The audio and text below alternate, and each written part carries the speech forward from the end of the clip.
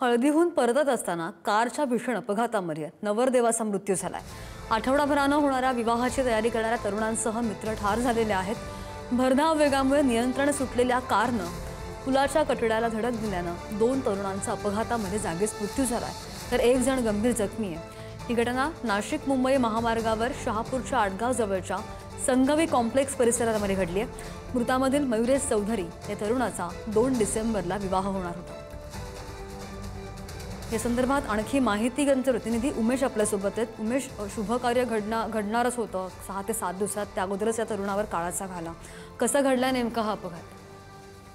श्रद्धा, जयेश शेंडे आणि हर्षद जाधव तसंच मयुरेश चौधरी हे 3 मित्र शहापूर तालुक्यातील पेंढरगोळ येथील आपल्या एका नातेवाईकांकडे हळदी समारंभासाठी गेले होते।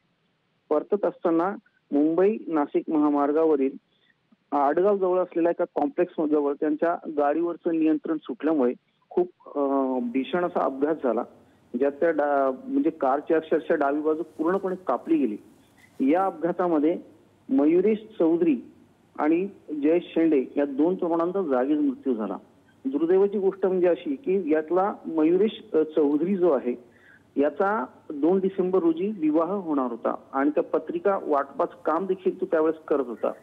आणि त्यातही मयुरेश चौधरी हा विनोद चौधरी यांचा एकुलता एक मुलगा होता। त्यात या भीषण अपघातात त्याचा दुर्दैवी मृत्यू झाला। त्याच्या लग्नाच्या दिवशीच त्याचा दशक्रियेचा कार्यक्रम येणार असल्यामुळे चौधरी कुटुंबावर हे खूप मोठं दुःखाचं संकट आहे। आणि हे 3ही तरुण जे होते, आपला जखमी जो आहे जयेश म्हणून, हे 3 तरुण तालुक्यात चांगले परिचित होते, सुस्वभावी होते। त्यामुळे संपूर्ण तालुक्यात या घटनेमुळे हळहळ व्यक्त होत आहे। चालकाचा कारवरील नियंत्रण सुटल्यामुळे हा गंभीर अपघात झालेला आहे आणि यात 2 तरुण ठार झालेले आहेत। श्रद्धा, उमेश, धन्यवाद दिलेल्या माहितीसाठी।